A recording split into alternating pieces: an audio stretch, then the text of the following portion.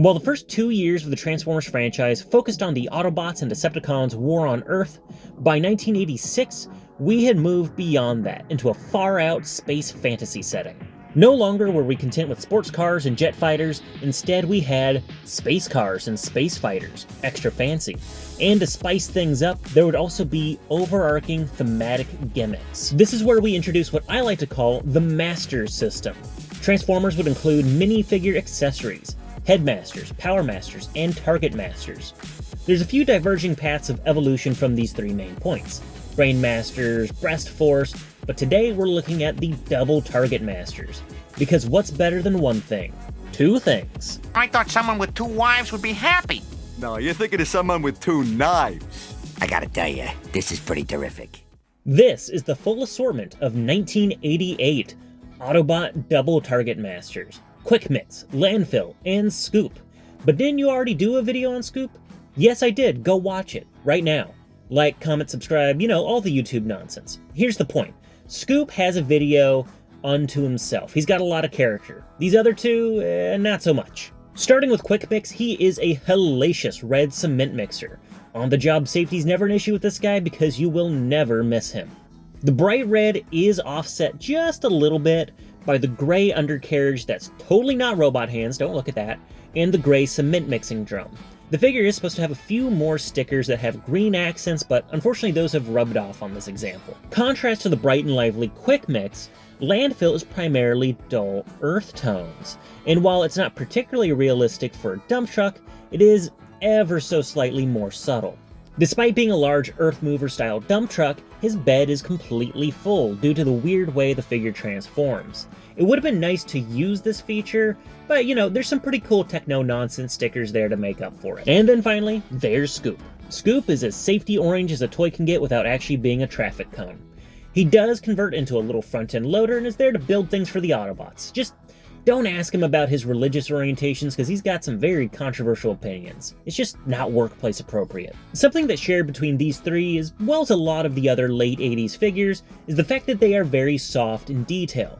They are clearly inspired by real-world vehicles, but are just vague enough they can get away with some spacey sticker details in bright, fun colors. Now, these guys are double Targetmasters, which means each of these Autobots come with 2 minifigures. I'm seeing double here. 4 Krusties! These figures are noticeably smaller and simpler than the previous Targetmaster assortment, but they also have a much more vibrant color palette, as well as finer sculpted details. You just kind of need a magnifying glass to see it all. So we've got Boomer, Ricochet, not that one, Flintlock, Silencer, Hole Punch, and Tracer. Virtually all of these dudes are yellow and blue, and they're almost all indistinguishable to the untrained eye. They look pretty good together in a group, and they all have a very nice space armor aesthetic. A little bit of Centurions, a dash of He-Man, and a lot of Microman heritage. And they're all dead simple to transform. Flip out the barrel and pretend you don't see a little dude underneath. In robot mode, the chunky and vibrant aesthetics continue with these very friendly looking robots. They're clearly the good guys, and are complemented by the fact that they have a very warm color palette, consisting primarily of reds, oranges, and earth tones. Quick Mix has a fairly unique robot mode, as the drum of the cement mixer shifts down to become his chest. But outside of that, he's actually very reminiscent of the Decepticon Mixmaster, with the cab becoming the legs and the arms extending from the sides. The head sculpt also has a very similar peaked mouth plate as well. On the other hand, Landfill kind of inverts the silhouette of his Constructicon counterpart.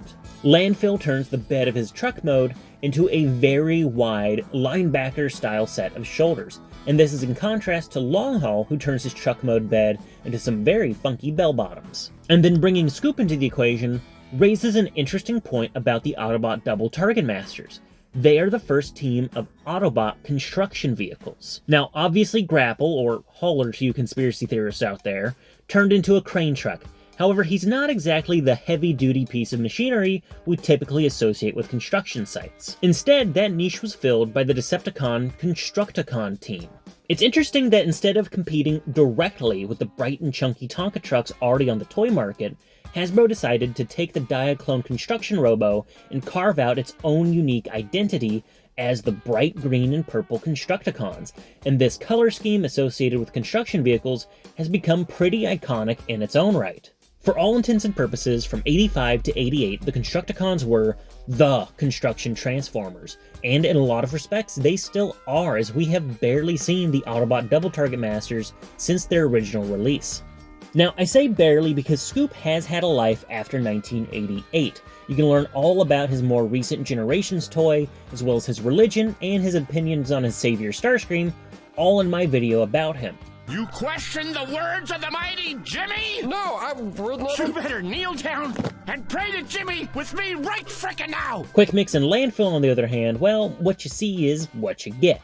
Neither of them appeared on screen, considering the fact that the Sunbow cartoon had been cancelled by the time they were released, and all of their characterization comes from their original toy bios, as well as a few sporadic Marvel UK and Marvel US appearances. Quick Mix's original toy bio presents him as an Autobot chemist who is both simultaneously forgetful and short-tempered. He also has the very unique talent of putting everyone in a shitty mood with his constructive criticism.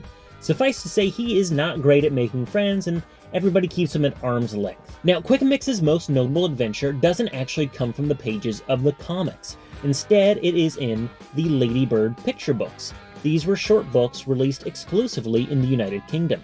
In Decepticons Underground, a crack team of Autobot nobodies, Quick Switch, Scoop, and Quick Mix, are all sent to the Badlands of the planet Nebulos, where the Decepticons are hiding in caves, just like the Taliban.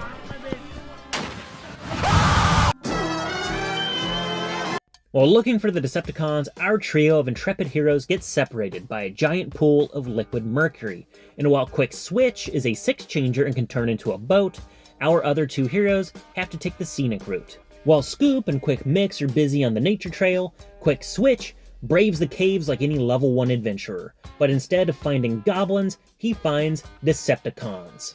Running headfirst into a platoon of Decepticons, Quick Switch pulls a Han Solo and runs away as fast as he can, meeting his Targetmaster buddies right by the cave entrance. Confronted by the threat of dozens of angry Decepticons, Scoop and Quick Mix bravely, heroically stand their ground and cause an avalanche and bury the Decepticons under layers of cement and concrete.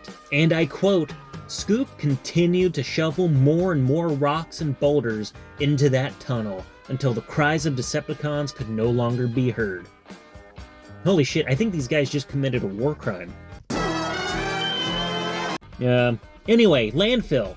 He's a little bit more on the Animal House side of things. You know, he's friendly, he's a little loud, he's a little rowdy, he's a bit of a party animal, but he's a good guy. You know, aside from the fact that he stinks to high heaven. And that's not just like a cute little fun detail that IDW made up for their characters, like how Blue Streak is a fan of the Muppet movies. No, that's in his original toy bio. This dude stinks. People actively avoid him because he is so filthy and scummy. He's a nice dude, but he's basically the slob character in any 70s or 80s college comedy. But also, he didn't get indicted on war crimes like Scoop and Quick Mix, so I guess he's okay in the grand scheme of things. As a team, they're really fun together. Individually, I couldn't recommend one over the other, and that's because, in the grand scheme of things, they're a bit generic. That being said, though, it is a shame they haven't had any modern updates outside of Scoop, and I'm kind of starting to think that Scoop was a little bit of a fluke. Despite being a little generic, they do have unique silhouettes and details that would warrant them having their own unique mold. I just don't think that Hasbro cares enough to give them a unique figure, considering they're very niche and a little boring, to be honest. And I also couldn't see them repainting any of the Constructicon figures into their Double Target Master equivalents.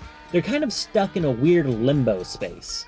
That said though, the original G1 Double Target Masters are still fun.